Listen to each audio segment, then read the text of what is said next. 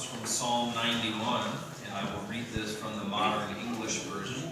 If you want to follow along, I encourage you to use the Pew Bible that is next to you. So he who dwells in the shelter of the Most High shall abide under the shadow of the Almighty. I will say to the Lord, He is my refuge and my fortress, my God in whom I trust. He shall surely deliver you from the snare of the hunter and from the deadly pestilence. He shall cover you with His feathers, and under His wings you shall find protection. His faithfulness shall be your shield and wall. You shall not be afraid by the terror or by night, nor of the arrow that flies by day, nor of the pestilence that pursues in the darkness, nor the destruction that strikes at noonday. 1,000 may fall at your side, and 10,000 at your right hand, but it shall not come near you. Only with your eyes shall you behold and see the reward of the wicked, because you have made the Lord, who is my refuge, even the Most High, your dwelling. There shall be no evil befall you, neither shall any plague come near your tent.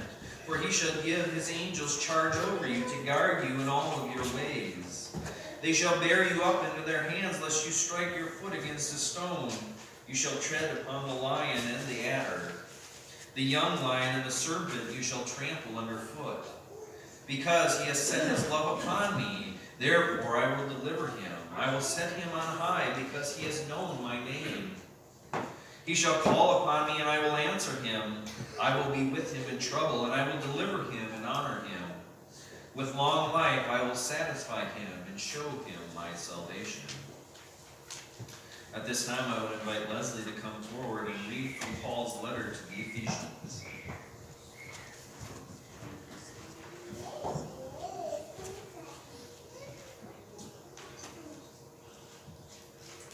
Ephesians 6.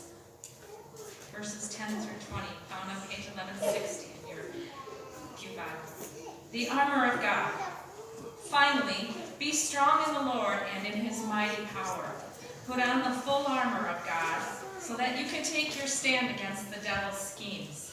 For our struggle is not against flesh and blood, but against the rulers, against the authorities, against the powers of this dark world, and against the spiritual forces of evil in the heavenly realms. Therefore, put on the full armor of God, so that when the day of evil comes, you may be able to stand your ground, and after you have done everything to stand. Stand firm then, with the belt of truth buckled around your waist, with the breastplate of righteousness in place, and with your feet fitted with the readiness that comes from the gospel of peace. In addition to all this, take up the shield of faith, which you can extinguish all the flaming arrows of the evil one. Take the helmet of salvation and the sword of the Spirit, which is the word of God. And pray in the Spirit on all occasions with all kinds of prayers and requests. With this in mind, be alert and always keep on praying for all the Lord's people. Pray also for me, that whenever I speak, words may be given me, so that I will fearlessly make known the mystery of the gospel, for which I am an ambassador in chains. Pray that I may declare it fearlessly, as I should. That's the reading.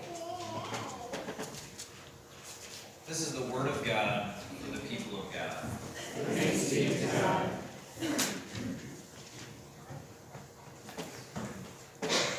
All right, so we are on week 2 of what I consider to be a pretty, what might be considered a provocative topic. Can you guys hear me now? All right. And we're talking about truth, okay? And we're starting to go through some of the current isms that we find in our culture and in our world, and we're trying to really understand some of this stuff. And so, again, we may not necessarily agree on all of these things, but I'm going to encourage you today, again, just to have a very open mind as we begin to explore truth, and we're going to delve into a couple topics called humanism and relativism. They're two topics that are really linked closely together, and so I think it's important that we talk about both of them together as well. So let me give you there's supposed to be a recap there, but I'll go through it again anyway. Dale, can you possibly go down lower? Is that the same one I sent you?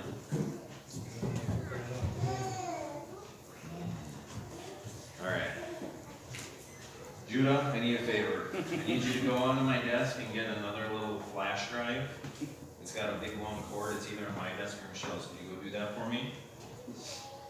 So sorry for the technical difficulties right off the bat, but I'll give you a recap here for last week if you weren't with us or if this is your first time with us.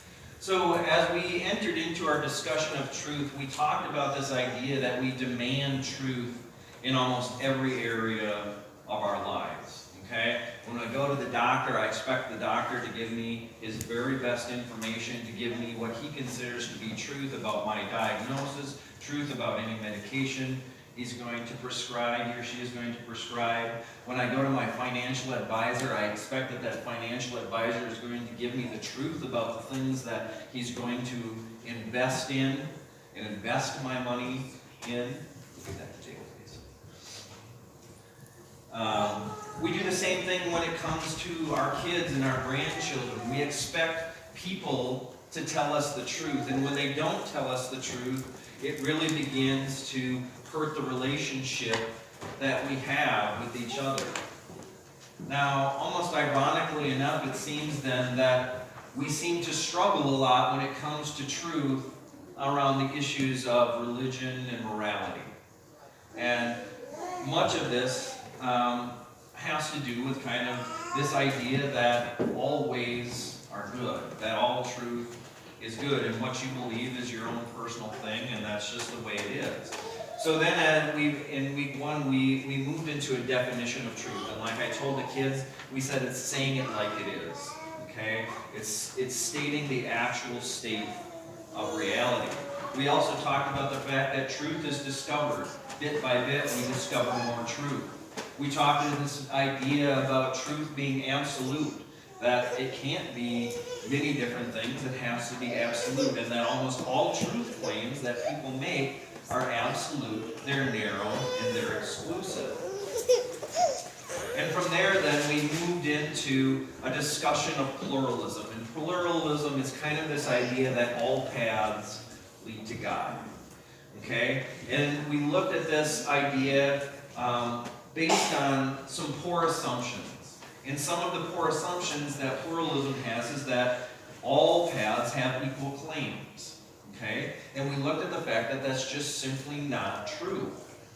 Okay? If you look at any one of the major world religions or major world views, they're not all the same. The claims they make are not even close to the same. So that is not true. The other one then is that they all have rational equal claims, that they all reason the same things. Can you go to the next one? Perfect. And then finally, that they all have equal impact. That again, because they're all religions or they're all worldviews, they're essentially all the same because they have the same effect. But again, that's just simply not true. So like when you look at Christianity, it doesn't have the same impact that an Eastern religion would have. It doesn't have the same impact that atheism has. Now, pluralism, I think, does stem from some good desires, and we talked about those. This idea of equal value, that we desire equality among all people, that we desire fairness, and we desire unity and community with each other. But the problem is, when we take all things as good, we really diminish all of these good desires and they become corrupted. And so then finally we looked at this idea that Jesus is really the way. Jesus says, I am the way, I am the truth, and I am the life. And so as Christians then it's our job to do the hard work of using reason, experience, and all of these things to really see if Christianity stands up to the test, if it really does answer the very deep questions we have about life, like why am I here? What is the purpose of my life? What's going to happen to me when I die? Is there an eternity or am I just done? And I can tell you from personal experience, I believe Christianity to be true. I believe that this system offers the very best answer to all of those, because out of all of the religions and all the worldviews, only Christianity has a relationship between God and humanity. Okay? and I would say Judaism as well. So today, as we begin to move into this new topic, as you can kind of see, this theme for today is very rather bold in its idea of a call to arms. We talk about the God of angel armies, and we sing the battle hymn of the Republic. Okay? Because I really believe that this idea of humanism and relativism has really seeped into so many areas of our lives, and including the church. And it's starting to cause some real problems, even amongst Christians. And so today, folks, I'm going to encourage us to take a bold stand, to stand strong and to put on the armor of God. Now, Paul, in his letter to the Ephesians, again, gives us that very same thing. He says, you know what? Stand up, put on that whole armor. And then he goes on and he lists sort of this hierarchy of darkness. For he says, we do not wrestle against flesh and blood, but against principalities, against powers, against rulers of the darkness of this age, and against the spiritual hosts of wickedness in the heavenly places. And so, folks, it's not much of a stretch to say that Satan has one agenda, and I honestly believe Satan already knows he loses this war. It's already written in the book. And yet, I really believe his sole aim is to try to pull as many people away from God as possible. And so, folks, when we look at some of the ideologies of humanism and relativism, I think we see some of the evil tendrils that begin to show up in our lives. So what is humanism? This definition comes from the American Humanist Association. It says, humanism is a progressive philosophy of life that, without theism or other supernatural beliefs, affirms our ability and responsibility to lead ethical lives of personal fulfillment that aspire to the greater good. Okay? So basically, we're in charge of our own destiny. We're just going to take God out of the picture and we become God. We're the ones that decide really what the greater good is. We get to decide what morality is right and wrong for people. All right, so hopefully you already begin to see some of the problem with this line of thought. Because immediately you have to question what really is the greater good. If we remove a religious standard, if we remove the Christian standard of truth and what goodness is according to God, and God by his very nature is good, if we remove that, we're then left with what I think is good.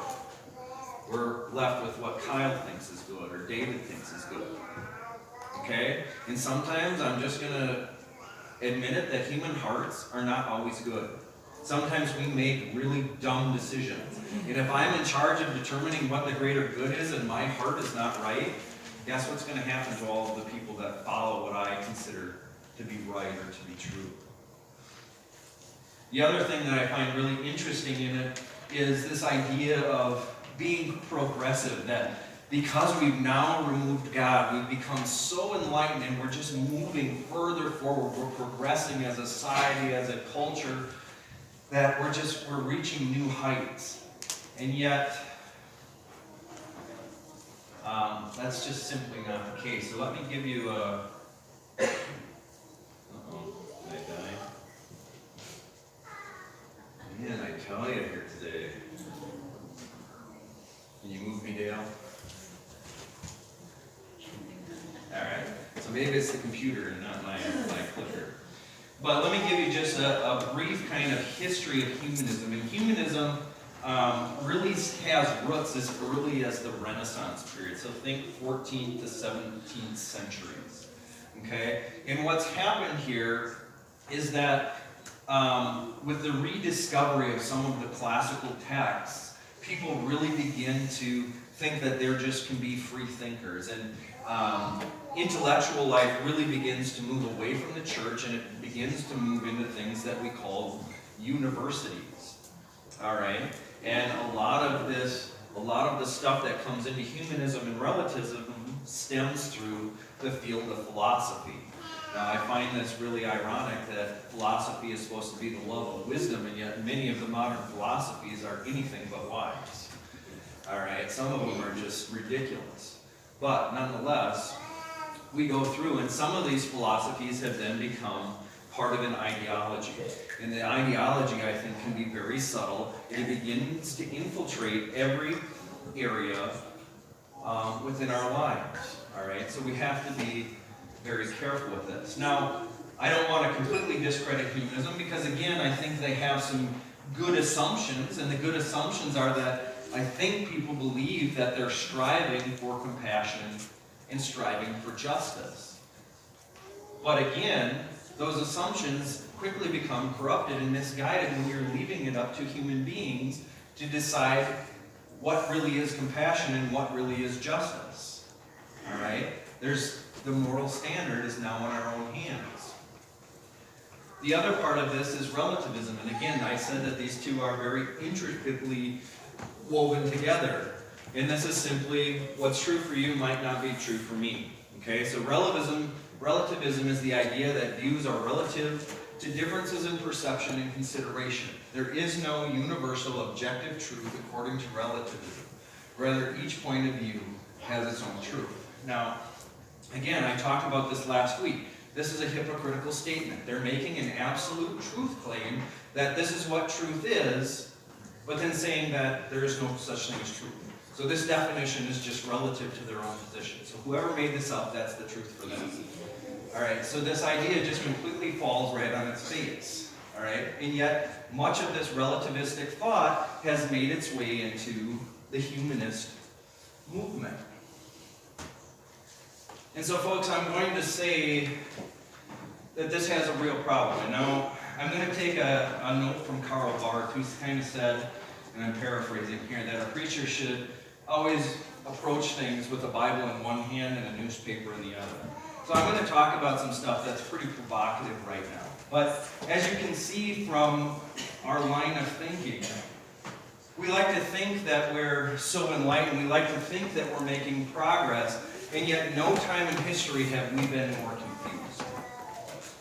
All right? We're confused on the definition of what life is. We're confused on what gender is, on what masculinity and what femininity are. We have confusion around what the proper definition of marriage is. All right, now when we look back through history and we go back to that Renaissance period, many of the leading intellectuals were theologians. And so when you talked about greater thought, morality and ethics were a complete, they weren't divorced from Christian thought or Christian lifestyle. Now that we have removed God from the subject, look at the confusion we have. Does life start at conception, or is it some other prolonged period? You know, we had the March for Life just this last weekend, and I didn't really see how much the news agencies covered it. I would suspect most of the main media just completely tried to dismiss it. That's my guess. I don't know. You can tell me if I'm right or wrong. Maybe a couple of the stations followed it. But look at the loss of life that we have had in the 20th century through this idea that we can create stuff for the greater good. Between 2 world wars and many of the Marxist countries that we've had, we've murdered millions and millions of people because we've devalued life, because we can't really define whose life is better. When it comes to issues of abortion, how many babies have been aborted in the womb because we can't determine what life is? Folks, I find it sad. And again, when there is no God, it's no wonder that we have problems like this. And again, when it comes to looking at defining life, and I'm going to be bold here, if you feel free to disagree with me, if you have a different stance, that's fine. But I don't see anywhere scripturally where we talk about aborting babies. I see none. And I think of all the millions of babies that have lost their lives, how much talent, how many ideas, when we talk about progress, how many ideas, how many inventions have been lost because we have not given little babies the opportunity to live. And isn't it convenient that the laws that get passed are all written by people who have the privilege of being born?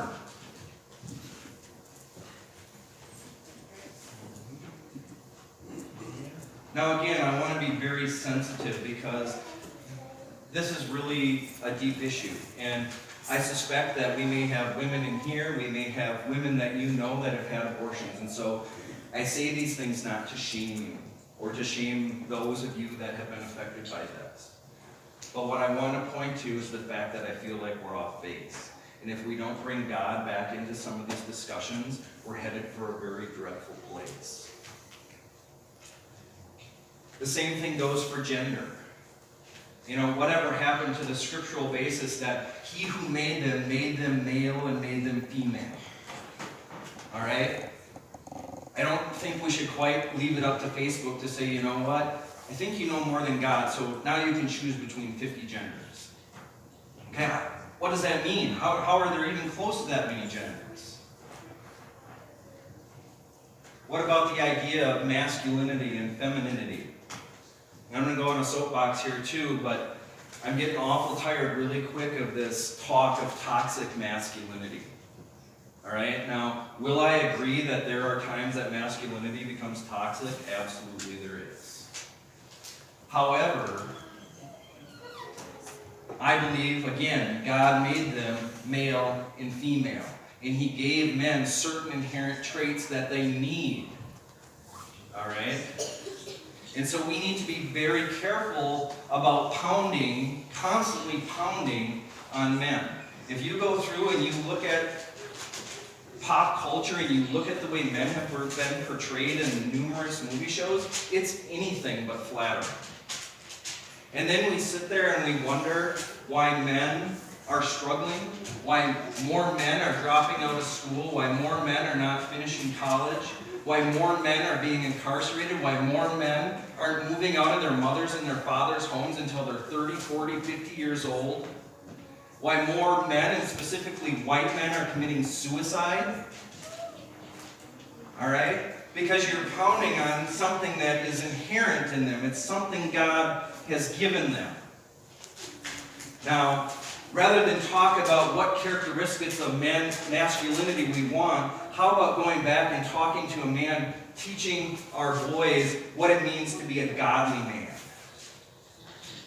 All right? Because I guarantee you this stuff is going to have an effect, and it's getting put down into our children, and our children are like sponges, and they don't know the difference. It's getting put into our schools. It's on every TV show they watch. And so they're being socialized into believing many things that are simply not true.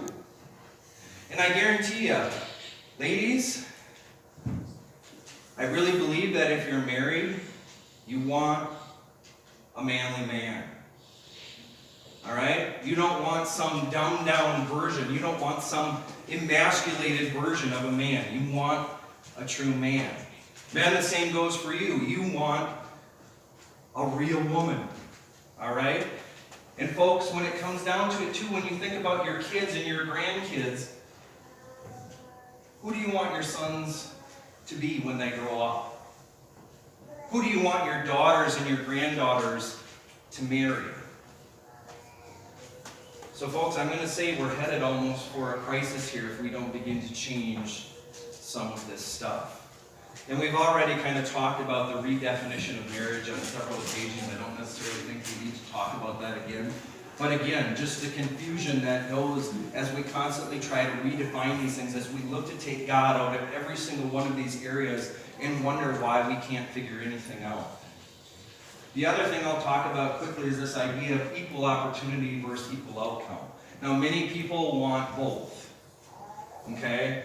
And I'm all for equal opportunity. I believe men and women should start at the same thing. They should have the same opportunities. They should have the same equal opportunity to get a job. They should have equal pay.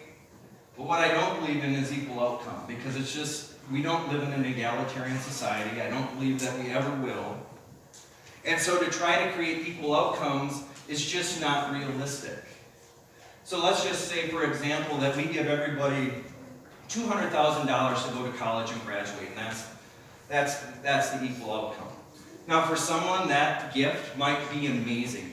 To go and have, maybe they would never have had the chance to go to college, they take that, they run with it, it transforms their life, and they go on to be an amazing member of society, okay?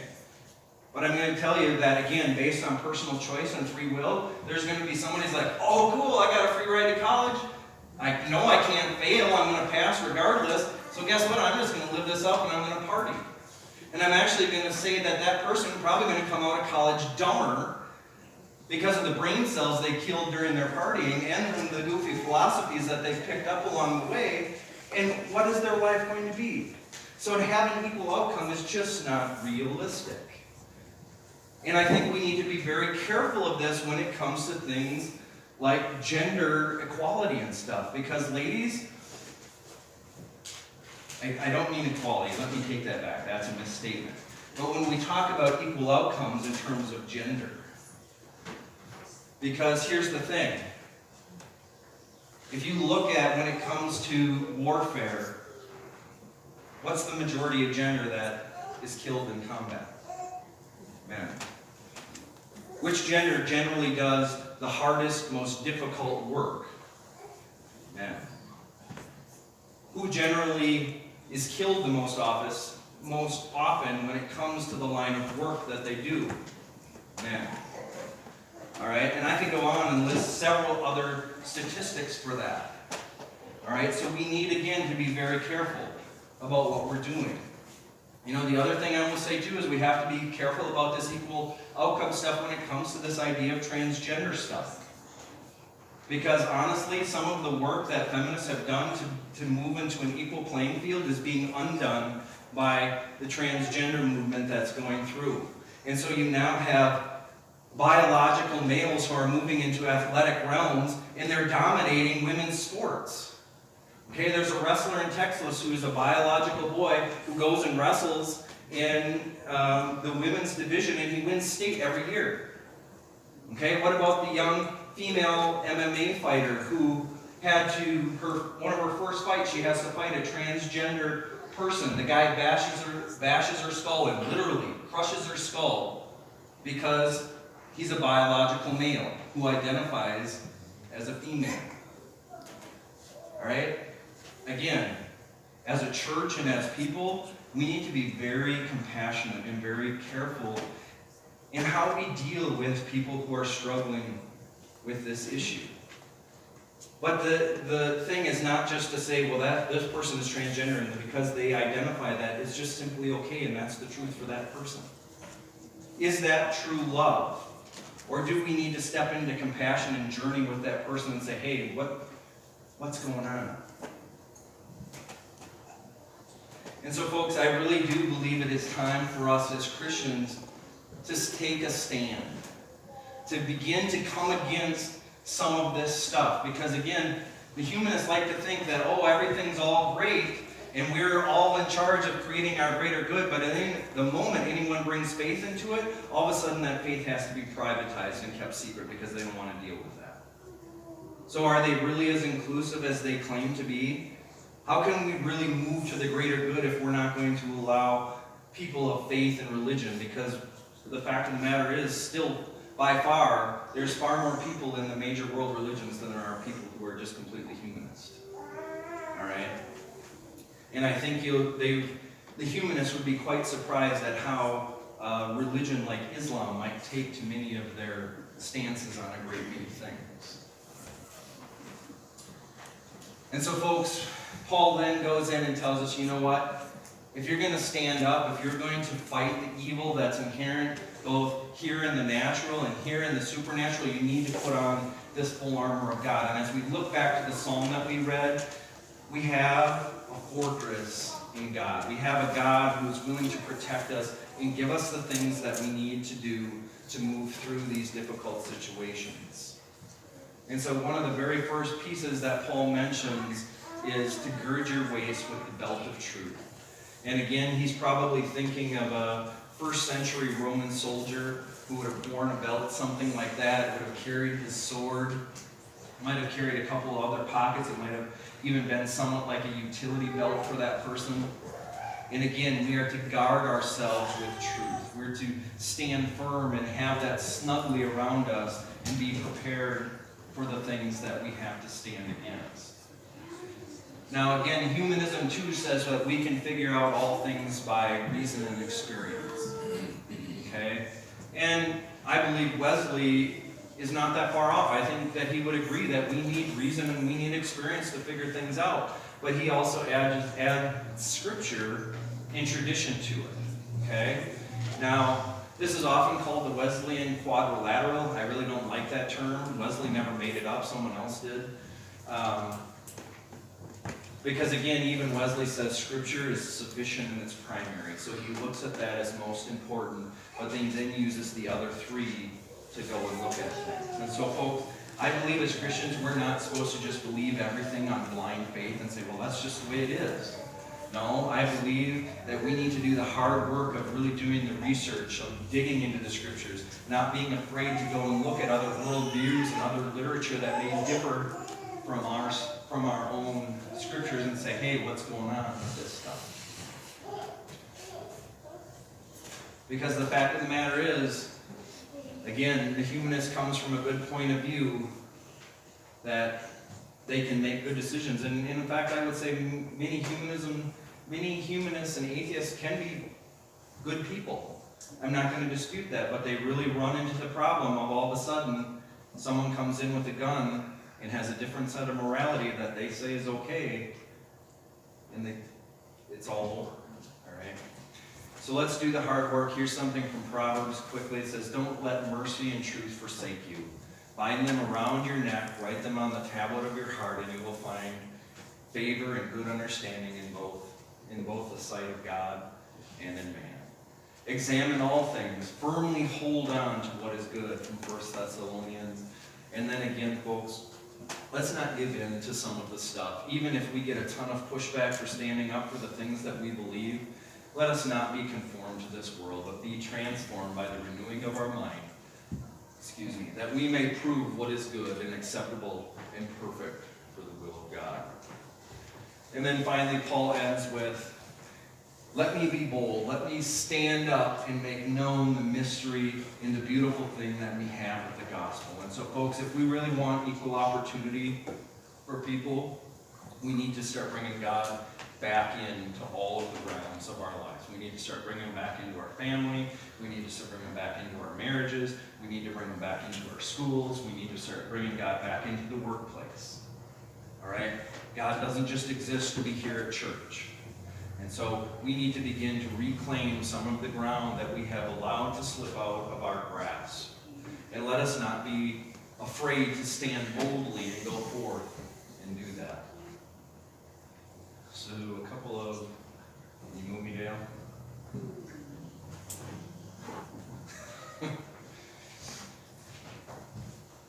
So a couple of quick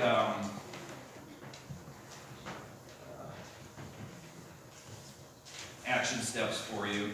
I would really encourage you to spend time in the scriptures this week and spend time in the scriptures daily. Okay? We have an absolute treasure trove of stuff in the scriptures, and God will reveal his truth to us if we will just spend the time and do that. I would also encourage you to do inspection of your life. Are there areas that you're struggling with this concept of truth? Have you found yourself adopting some of the ideas, some of the concepts from pluralism, humanism, relativism? And if so, I would ask that you begin to pray and ask God to remove some of those things, to really show you the truth in those areas. And then, of course, let us not be afraid to step boldly up and go and proclaim the gospel message, because there is no greater truth and there is no greater sign of love than to share that invitation with other people.